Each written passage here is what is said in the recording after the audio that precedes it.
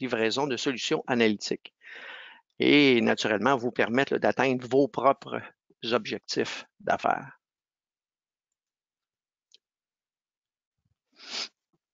Alors, vous y apprendrez les enjeux typiques des organisations face aux données disponibles et aux besoins pressants d'accès à l'information. Quels sont les différents éléments clés et les conditions de succès pour livrer une solution analytique qui est bien ciblée?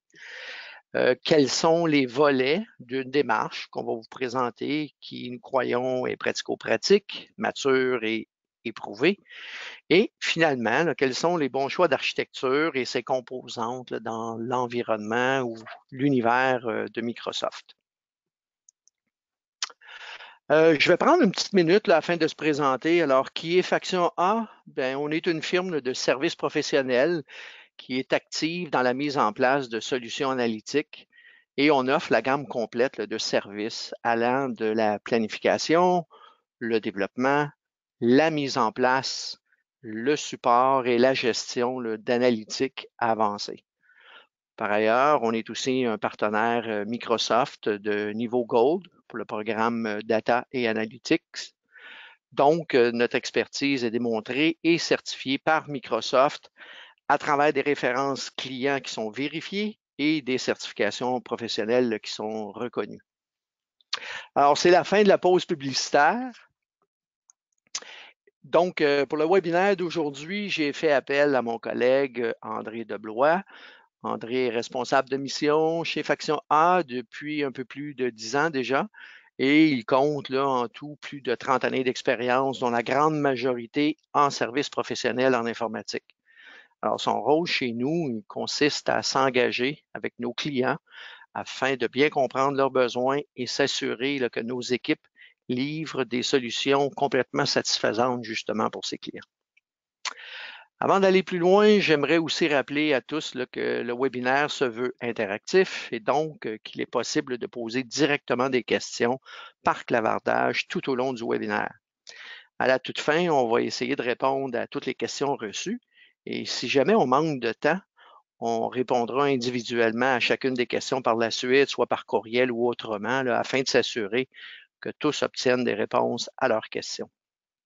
Donc, on vous invite à poser toutes les questions excusez-moi, que vous jugez pertinentes au fur et à mesure que la présentation progresse. Finalement, j'aimerais vous rappeler aussi que vous aurez accès à la copie de la présentation dès que le webinaire sera terminé et que cette présentation est aussi enregistrée.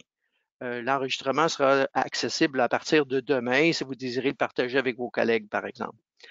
On vous enverra un courriel à cet effet, vous donnant les hyperliens vous permettant d'accéder à l'enregistrement ainsi que la présentation. Alors, sans plus tarder, je vais maintenant céder le micro et le contrôle de la présentation à mon collègue André. Donc, voilà. Alors, André, à toi la parole. Merci, Étienne, et merci encore à vous tous et toutes de vous joindre à nous en cette journée mémorable pour le pays. Commençons donc avec le début. Allons-y avec un petit tour de l'agenda proposé aujourd'hui. Donc, avant d'arriver aux 5 critères essentiels, j'aimerais faire une brève mise en contexte, question de jeter un regard sur la situation actuelle des organisations vis-à-vis la disponibilité des données et l'accès à l'information. Par la suite, on va passer à travers chacun des 5 critères jugés essentiels pour réussir une livraison de solutions analytiques. Et pour chaque critère, je vais présenter des bonnes façons de faire et des moyens concrets pour comment s'y prendre pour rencontrer ces critères. Après la conclusion, on va prendre vos questions. Belle image de Montréal, n'est-ce pas? Cependant, les prochaines observations ne sont pas uniquement pour les organisations de Montréal. En fait, nous sommes dans un contexte numérique où les données abondent, peu importe où on se trouve.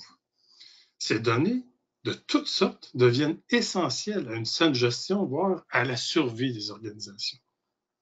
Nous sommes dans un monde où les utilisateurs de toutes les organisations, de tous les départements, sont assoiffés de données. Et ce, toujours dans le but de prendre de meilleures décisions et de diriger des actions intelligentes. On vit tous et toutes dans une modernisation rapide des technologies et la démocratisation de l'information est un facteur déterminant de l'innovation. C'est pour ça que les utilisateurs ne veulent plus dépenser de temps à rafraîchir manuellement et faire de l'assemblage manuel des données. Les utilisateurs veulent un accès facile et rapide à l'information de gestion. Les utilisateurs veulent des outils simples d'utilisation et qui peuvent se connecter, peu importe la localisation des données. Les utilisateurs veulent avoir l'autonomie et la capacité de croiser des données de multiples sources, autant internes qu'externes selon les besoins. Les utilisateurs veulent donc partager également de façon sécuritaire leur information de gestion avec leurs clients, avec leurs partenaires. Les utilisateurs veulent des insights sur les données. De plus en plus d'utilisateurs veulent d'ailleurs des solutions qui déclenchent automatiquement des actions, donc dans un contexte de agir et automatiser. La disponibilité et l'abondance dans les données touchent toutes les organisations. Ça vient changer le mode d'interaction avec les données et la façon dont nous cherchons à tirer des insights ou des enseignements. Sachez que d'ici 2020, il y aura 50 zeta-octets de données dans le monde, c'est-à-dire 20 fois plus qu'il y a 30 ans. Zeta, c'est 10 à la 21. Pour la plupart des organisations, ces données sont hébergées de moins en moins localement et de plus en plus dans le cloud. En prenant comme exemple l'outil Power BI de Microsoft, rapidement, les utilisateurs peuvent tirer des insights en se connectant directement aux données métiers en provenance de systèmes sources multiples, autant internes qu'externes, que de données collectées en streaming. Les insights peuvent donc être publiés à l'utilisateur, peuvent être combinés à des applications internes ou des applications de tierces parties et peuvent même déclencher automatiquement des commandes en fonction de seuils préétablis, par exemple.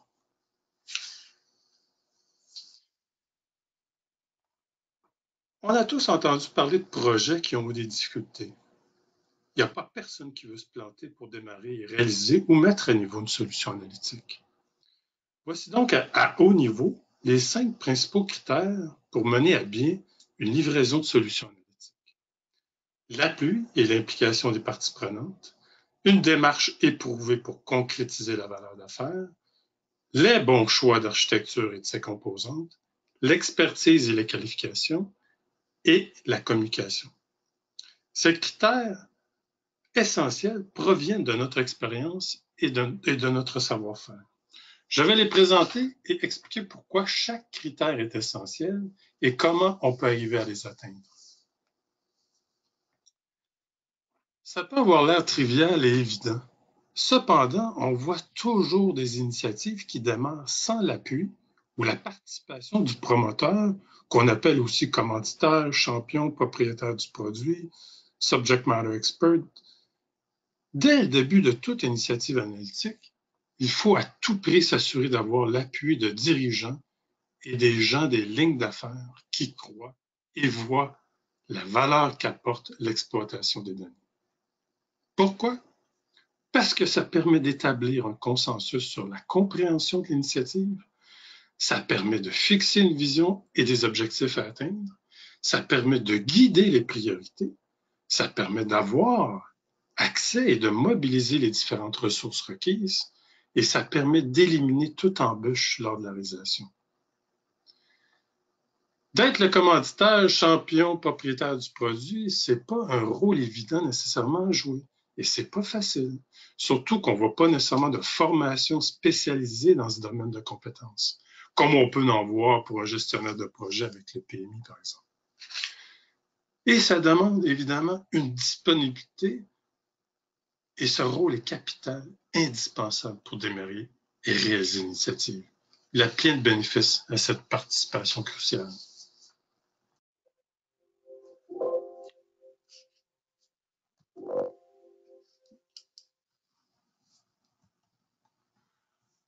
Le deuxième critère essentiel à la mise en place d'une solution analytique est d'avoir une démarche éprouvée et surtout adaptée à la livraison de solutions analytiques. Pourquoi?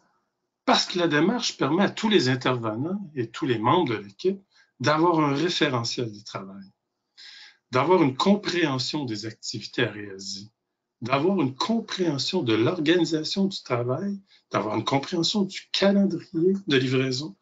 Ça permet à chaque intervenant de l'équipe de comprendre leur implication et leur collaboration qui est attendue. Ce cadre n'est pas un carcan et ne doit pas le devenir non plus.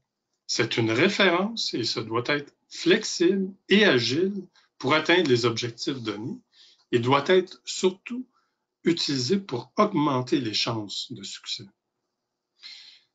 Évidemment, l'autre facteur aussi à considérer, c'est que ce cadre doit être adapté à chaque organisation. De la petite à la moyenne à la grande entreprise, chaque organisation est unique. Et ce cadre doit être adapté en conséquence. Les projets dans le domaine des analytiques sont souvent complexes et de façon générale sous-estimés. Quand on a un référentiel de travail de plus en plus évolué, on a de plus en plus d'outils dans le coffre. Un bon exemple de ça est la mise en place de gabarits de biens livrables qui permettent entre autres d'accélérer la production et d'augmenter la qualité des biens livrables. Un autre exemple de ça est l'estimation des efforts. Avec la collecte de métriques de productivité, on a des comparables qui viennent apporter beaucoup plus de précision aux estimations d'efforts quand vient le temps de préparer la livraison et planifier la livraison.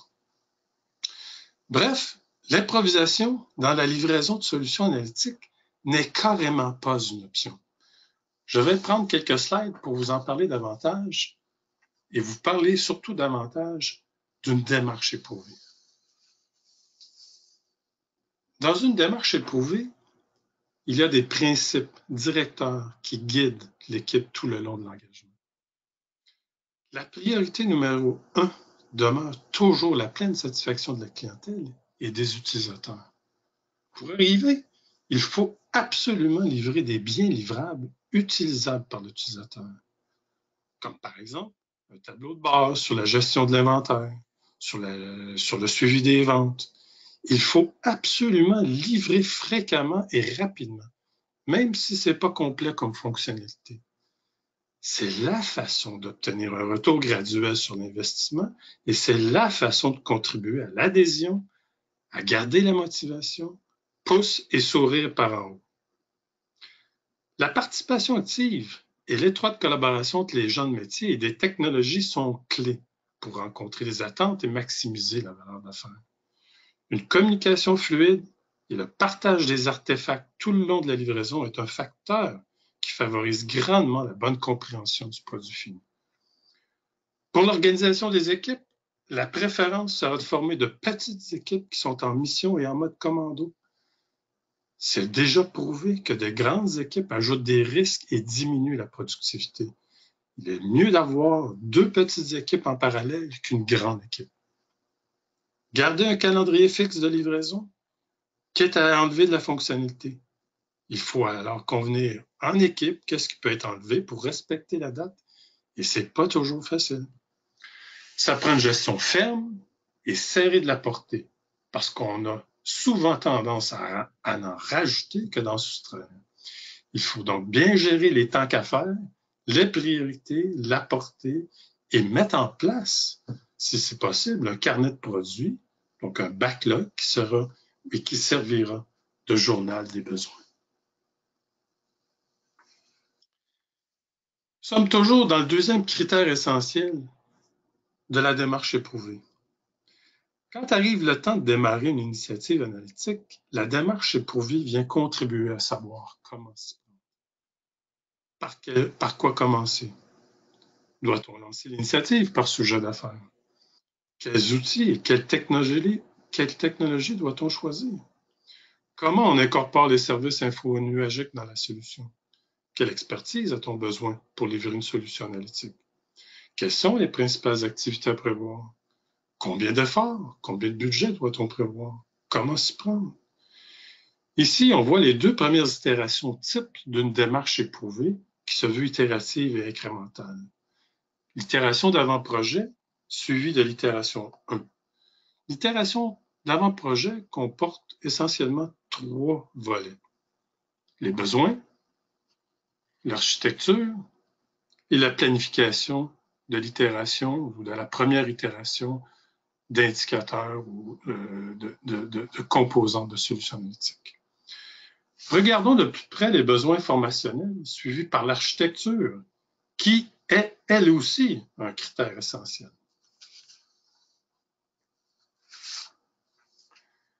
Le premier volet d'une démarche éprouvée consiste à mieux tabler les besoins informationnels qui sont prioritaires. Ça paraît toujours simple à dire.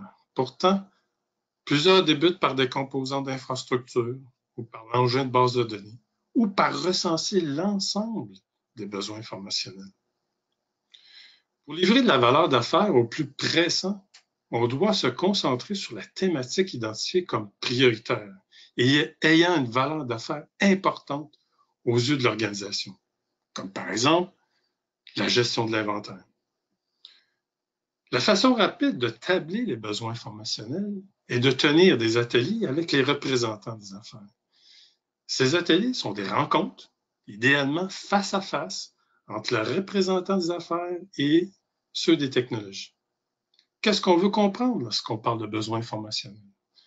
L'important, c'est d'aller chercher l'objectif désiré par les affaires. Par exemple, au niveau de la gestion de l'inventaire, on voudrait diminuer l'inventaire des produits finis. On veut comprendre et aller chercher le type d'analyse désirée, parce que l'on parle d'analyse de type descriptif, diagnostic, prédictif, prescriptif. On veut comprendre les axes d'analyse, les faits, les dimensions. Donc, par exemple, on voudrait identifier qu'on veut analyser les quantités et la valeur des produits finis par catégorie, par localisation, par dimension de temps. On veut comprendre les caractéristiques de ces analyses, comme la disponibilité des données ou d'où proviennent les sources de données. On veut comprendre le niveau de granularité désiré pour le forage. On veut comprendre l'historique de données nécessaires. On veut comprendre la fréquence de rafraîchissement, la sécurité des accès et des restrictions pour comprendre comment on va incorporer la sécurité à la solution. A-t-on besoin du row-level security? L'important dans le premier volet de l'itération d'avant-projet est de rester au focus sur la thématique à discuter et de se rendre au niveau de détail suffisant pour passer à la prochaine étape.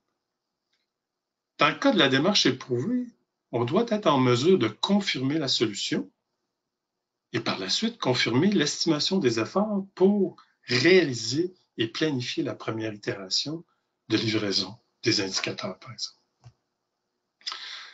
En passant, plusieurs techniques de priorisation des besoins existent. Une facile à utiliser lors des ateliers avec les représentants des affaires est celle de la grandeur du T-shirt. Est-ce que le besoin est de priorité petit, moyen, grand, très grand? Pour les besoins informationnels, on a également essayé différentes façons de les suivre et on a trouvé que le carnet de produits est toujours la façon la plus appropriée de suivre l'évolution et on utilise la définition des thèmes et des récits et plusieurs gabarits et outils existent pour établir un carnet de produits. Si vous voulez en savoir plus sur le sujet, n'hésitez pas à me contacter. Une autre option pour optimiser la compréhension commune du besoin informationnel est de faire une première esquisse du produit fini.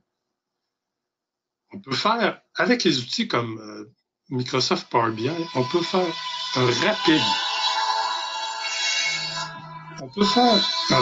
prototype. Excusez-moi.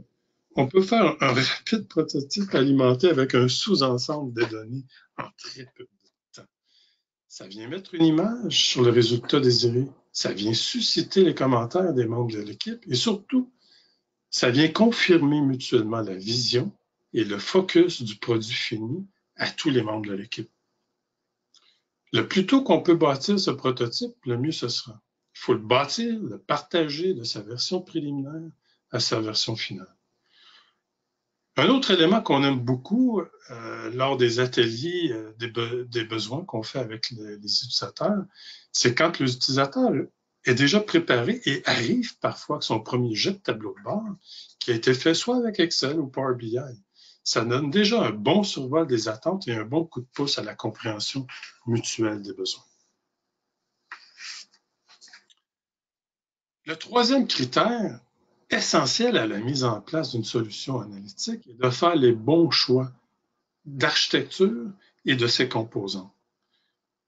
Ça donne bien car c'est aussi le deuxième volet de la démarche éprouvée de livraison.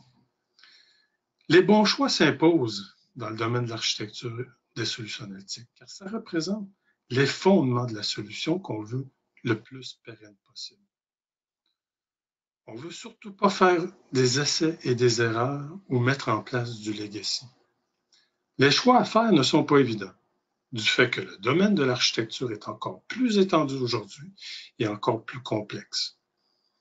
On va bien au-delà de l'intégration des données structurées d'un seul système interne. On a un tsunami de données, on a du gros volume, de la grande variété et de la haute vélocité. On intègre, on ingère et on croise des données de plusieurs systèmes internes avec des systèmes externes de plusieurs natures, de technologies différentes, des engins de base de données variés, des données provenant de multiples fichiers. On a diverses fréquences de mise à jour, des données obtenues à travers des API publiques, des données structurées, des données non structurées. On veut des données rafraîchies plus fréquemment, souvent en temps réel ou quasi-temps réel. On a le cloud, le NoSQL, on a la possibilité de faire des requêtes en langage naturel, etc., etc. On a des choix à faire dans un contexte où l'évolution technologique est super rapide. Ne vous inquiétez pas, on ne passera pas à travers chaque outil ou chaque pièce technologique que vous voyez sur la slide, mais c'est juste pour donner une idée des technologies disponibles relatives aux données. D'année en année, le landscape que publie l'auteur Matt Turk est de plus en plus garni. Au cours des dernières années, l'évolution des technologies au niveau des analytiques a été et est toujours phénoménale. Des nouveaux outils, des nouvelles applications, des nouveaux concepts sont apparus et l'évolution des nouvelles versions des outils se fait à la vitesse grand V. En février dernier, Gartner a classifié Microsoft comme leader des plateformes d'analytique et de décisionnel. En regardant la tendance depuis les dernières années, on voit forcément que Microsoft a pris une place dominante dans le domaine. Et ce n'est pas surprenant, avec des nouvelles fonctionnalités disponibles à tous les mois, avec des ressources financières en recherche et développement immenses, avec une solution complète, un ensemble d'outils intégrés à l'écosystème Microsoft, et même de plus en plus ouvert, qu'on parle de stockage, de nuages, de publication, d'intégration de données, le coffre est bien garni, avec des faibles coûts de subscription d'ailleurs, et un large bassin de compétences techniques, notamment disponibles par leurs partenaires. C'est d'ailleurs pour tout l'ensemble de ces raisons que Faction A établi son positionnement sur la plateforme d'analytique et de décisionnel de Microsoft. En regardant la pénétration globale de Microsoft Power BI, on voit clairement que c'est majeur. Comme le présente la slide, plus le bleu est foncé sur la carte, plus grand est le nombre d'utilisateurs.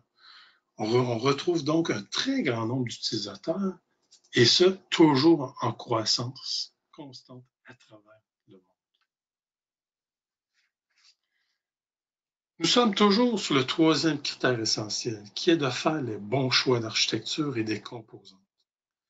Faire les bons choix pour définir l'architecture cible n'est pas du tout trivial. En considération des besoins informationnels, on doit convenir du découpage approprié des couches pour le mouvement de données, de la ou des sources de données à la publication d'insights ou à l'action proprement dite. Est-ce qu'on fait du staging? A-t-on besoin d'un entrepôt de données? Est-ce qu'on fait du ETL, du schema on write?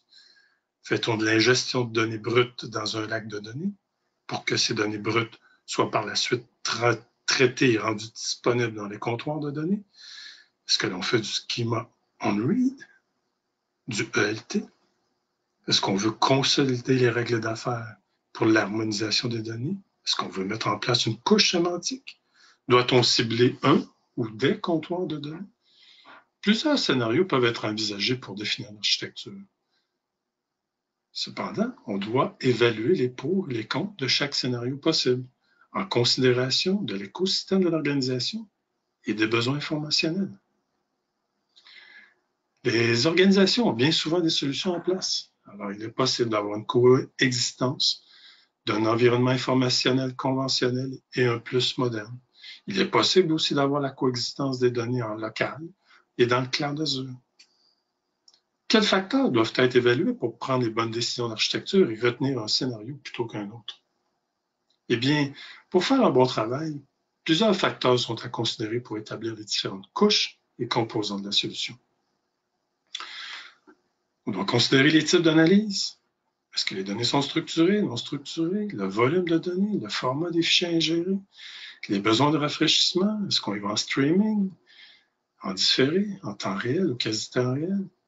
On doit considérer la qualité de données, la complexité, la quantité des règles d'harmonisation des données. On devra considérer l'élasticité nécessaire dans le storage et dans le traitement, les besoins d'accès et les besoins de sécurité. On doit considérer le partage de tableaux de bord à l'externe, comment va se faire le déclenchement d'automatisme et des actions. Donc, plusieurs scénarios sont possibles et plusieurs choix sont à faire. Encore une fois, ce n'est pas évident de faire les choix et dépendamment de l'organisation, ces choix sont à convenir rapidement en tout début de piste. L'option d'y aller par essai-erreur nécessite temps et argent. Et souvent, il vaut mieux tabler sur des choix connus qui ont été préalablement testés ou prototypés par des partenaires. Sinon, au pire aller, c'est de faire une preuve de concept. Si on regarde les couches typiques d'une architecture, on a des choix de composantes à faire. Dans l'écosystème analytique de Microsoft, les choix des composantes est très riche et très varié.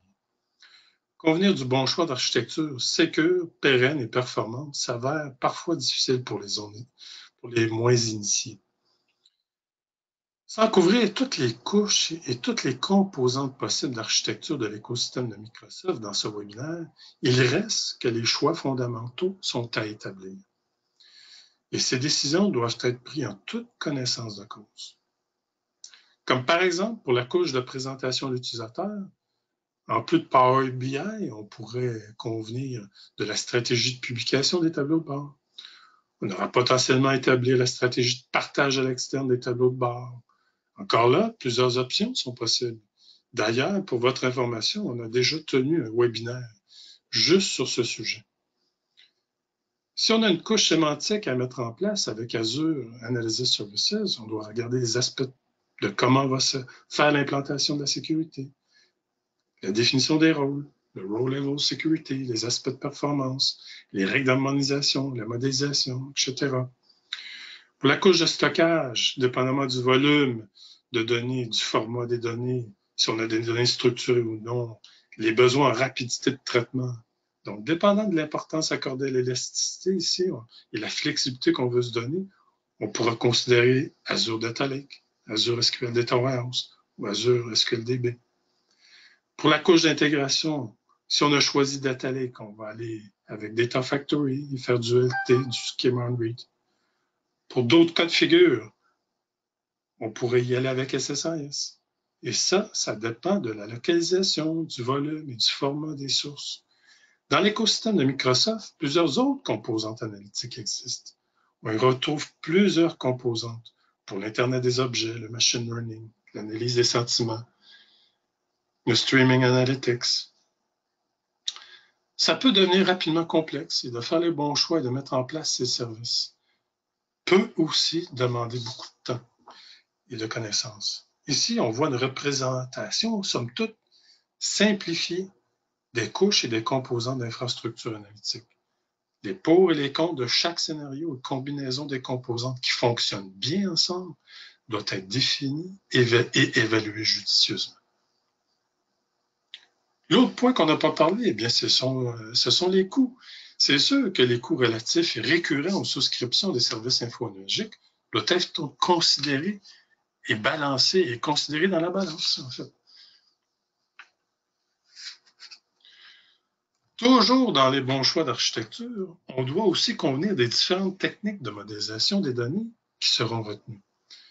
Dépendamment des couches d'architecture et des façons de stocker les données, plusieurs techniques peuvent être envisagées pour structurer les données et les rendre disponibles rapidement à l'utilisateur.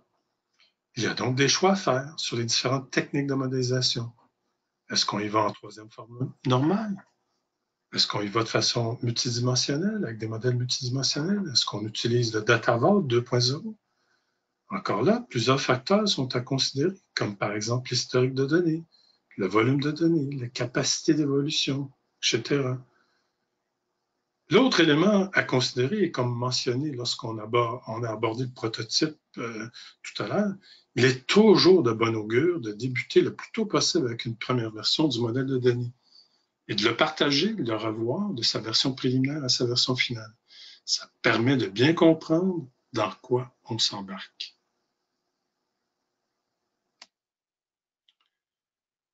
Un autre aspect qu'on aborde typiquement lorsqu'on fait l'architecture est le besoin des environnements et la gestion du versionnement, ou appelé la mise en disponibilité du code. Donc, entre les environnements de développement, de tests et de production, il y a beaucoup à dire sur le sujet et on pourra en discuter davantage dans un autre moment. Une fois l'architecture cible établie et que les bons choix sont décidés, on doit identifier par quoi qu'on commence. On doit donc établir la stratégie pour se rendre vers l'architecture cible. Des fois, pour des raisons impératives de temps ou de ressources, on pourrait de façon transitoire aller directement à la source de données. La rapidité d'implantation est donc à tenir en compte et les coûts sont aussi un facteur déterminant. Il faut se rappeler que l'objectif premier demeure de répondre rapidement aux besoins d'affaires. Donc, il faut mieux marcher avant de courir ou bien, comme on le voit, de faire de la planche à rouler avant de se déplacer en auto. Donc, dans l'établissement de la transition, l'architecture aura des révisions en cours de route et cependant, l'idée dans la transition est toujours d'éviter de refaire la fondation.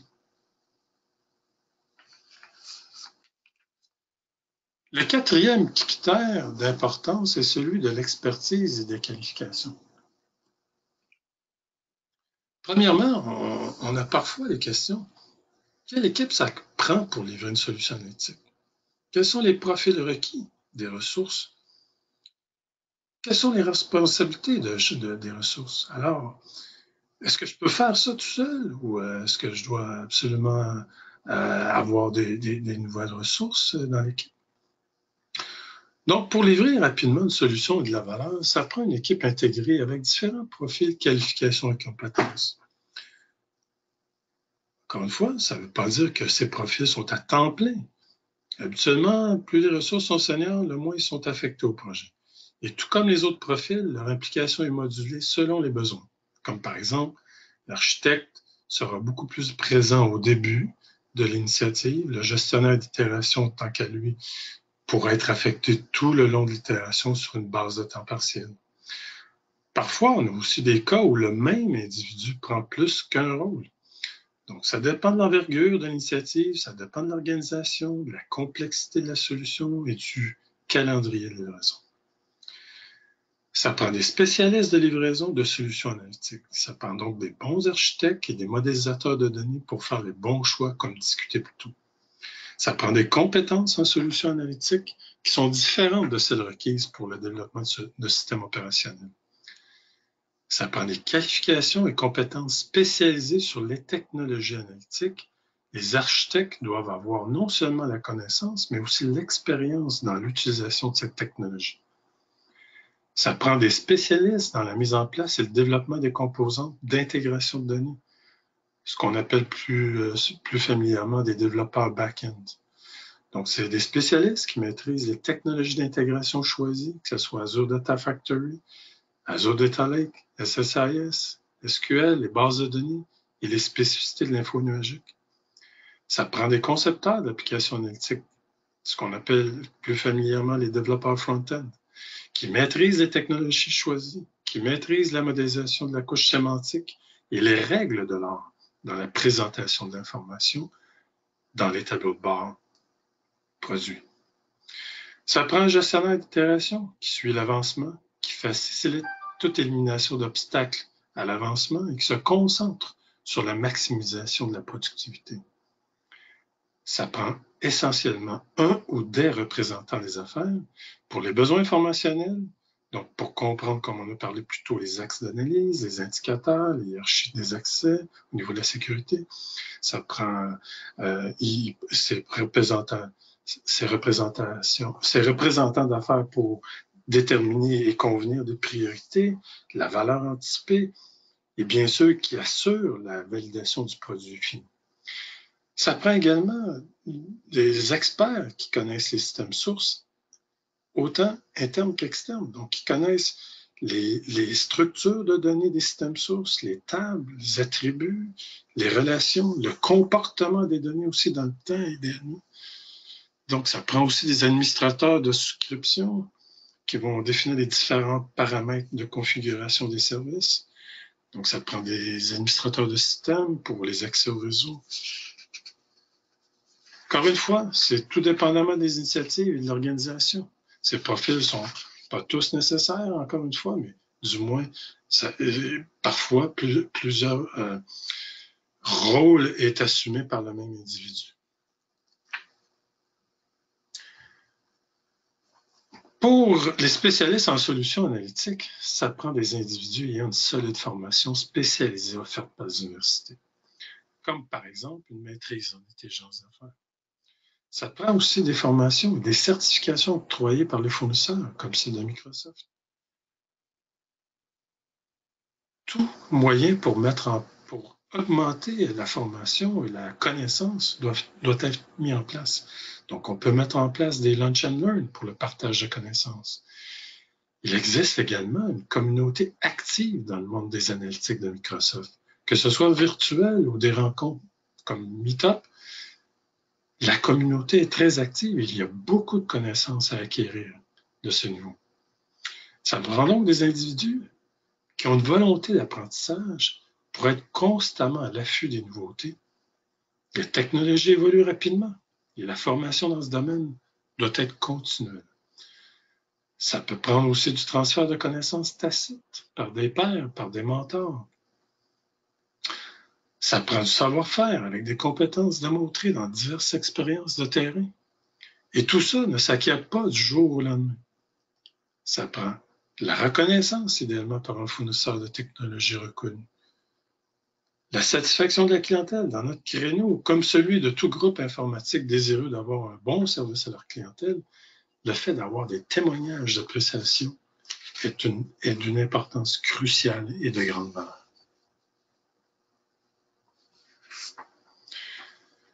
Le cinquième critère d'importance, et non le moindre, est celui de la communication.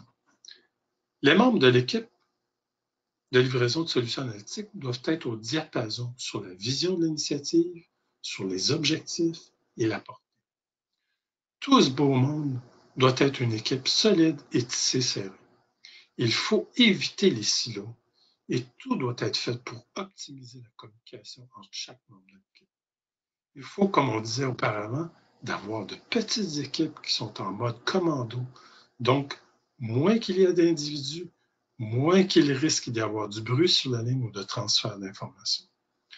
Donc, au tout début, de tenir une ou des rencontres pour aider le maillage, le tissage de liens est très important.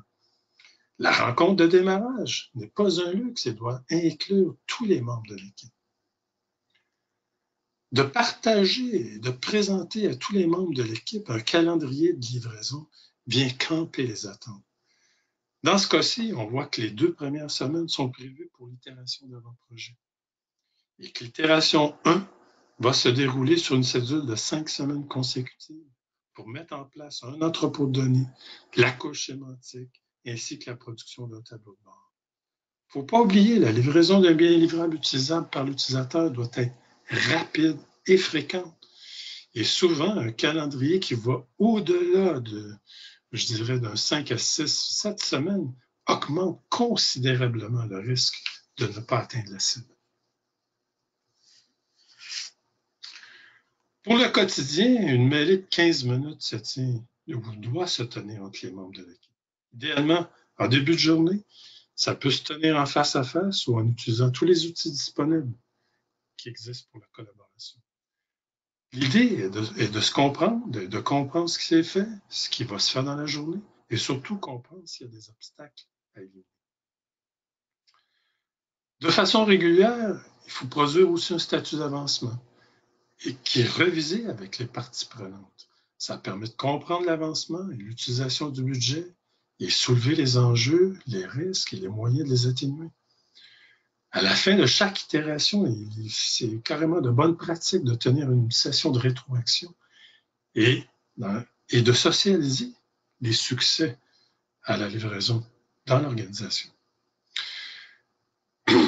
Révision du carnet de produits avec les parties prenantes. Dans certains cas, on peut toujours arrêter et bénéficier de la valeur d'affaires.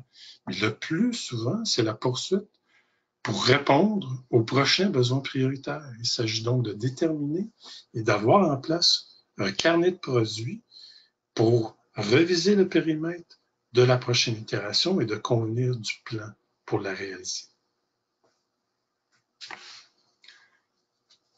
En conclusion, on a essayé aujourd'hui de partager 5 principaux critères pour éviter les erreurs fréquentes et pour mener à bien une initiative de solutionnatique. Chaque organisation a son propre contexte, son niveau de maturité et ses propres défis. Il demeure que les conditions favorables à la réussite gravitent autour de ces 5 critères essentiels à la mise en place réussie d'un environnement informationnel. Personne ne veut se planter. On va prendre des questions maintenant. Cependant, si vous avez des questions plus spécifiques à votre organisation ou si vous voulez plus d'informations supplémentaires sur le sujet, aujourd'hui, n'hésitez surtout pas à me commenter, à me contacter. Alors, merci André. C'était vraiment beaucoup de matériel en peu de temps. Alors, on est arrivé, comme André le mentionnait, à la période de questions. On est un peu serré dans le temps. On a reçu quand même plusieurs questions.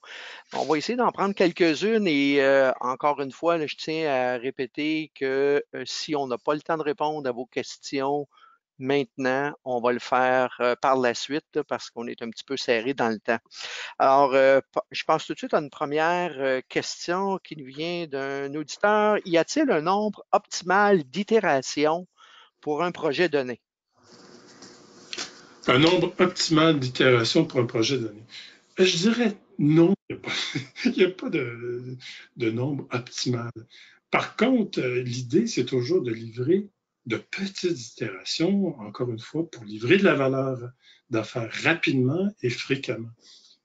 C'est sûr qu'au tout début, le nombre va peut-être être, il va peut-être avoir plus d'itérations au début, mais à partir d'un certain moment donné, c'est plus de l'évolution et de la maintenance, donc on diminue à partir d'un certain moment donné le nombre d'itérations.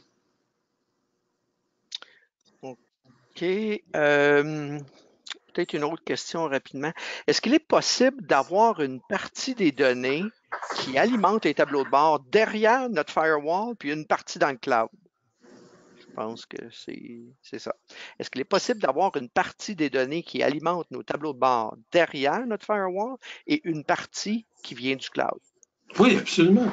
Il y a beaucoup de scénarios d'architecture, en fait, qui permettent justement de se sourcer de données de façon hybride, je pourrais dire, là, donc qui proviennent de cloud, que ce soit le cloud de Microsoft Azure, ou de données qui sont conservées dans des engins de base de données de façon locale. Donc oui, c'est possible d'avoir des architectures hybrides. OK, peut-être une petite dernière rapidement, André. Est-ce que Power BI peut être installé localement plutôt qu'un service dans le cloud pour des raisons de sécurité? C'est quelqu'un qui est sensible à la sécurité. Bon, pour des questions de sécurité, ben, en fait, Power BI, ça dépend aussi de bien d'autres facteurs, hein. Qu'est-ce qu'on veut partager du moment qu'on veut partager? Donc, il faut faire appel au service de Power BI. Mais il y a différentes façons de partager de façon sécuritaire. Et ça, on a fait déjà un séminaire sur ce sujet-là. Mais il y a différentes façons de partager de façon sécuritaire les données dans Power BI. OK, peut-être que les gens pourraient te contacter localement pour ça. Bon, écoutez, on est vraiment, on dépasse un petit peu notre temps. Alors, on arrive là finalement à la conclusion. De toute façon, la première chose que je veux faire, c'est naturellement remercier tout le monde là, qui a participé. On s'excuse là, si on a été un petit peu serré dans le temps. Mais on voulait partager là, une partie de nos connaissances là, dans un contexte de mise en place de solutions analytiques pour Microsoft. Puis comme vous voyez, ça peut être très simple comme ça peut potentiellement être complexe, mais c'est important de se poser les bonnes questions. Alors, je rappelle à tout le monde là, que vous allez recevoir un courriel qui va vous donner accès à l'enregistrement du webinaire, une copie de la présentation. Je vous rappelle aussi que si vous avez des questions, vous pouvez contacter André à votre convenance. Si vous vous souvenez, il avait laissé ses coordonnées dans la présentation que vous allez recevoir. J'attire aussi votre attention sur les sujets de nos prochains webinaires et activités. Alors, je vous invite à visiter par la même occasion notre site web. Vous trouverez toute l'information disponible à propos là, de ces événements. Et finalement, là, je vous invite à compléter notre petit sondage express là, afin de nous indiquer votre niveau de satisfaction. Euh, Naturellement, c'est très important pour nous. Ça nous permet d'améliorer nos séminaires au fur et à mesure. Et ben, j'en profite encore une fois pour vous souhaiter une bonne fin de journée à tous. Merci encore de votre temps et bonne journée.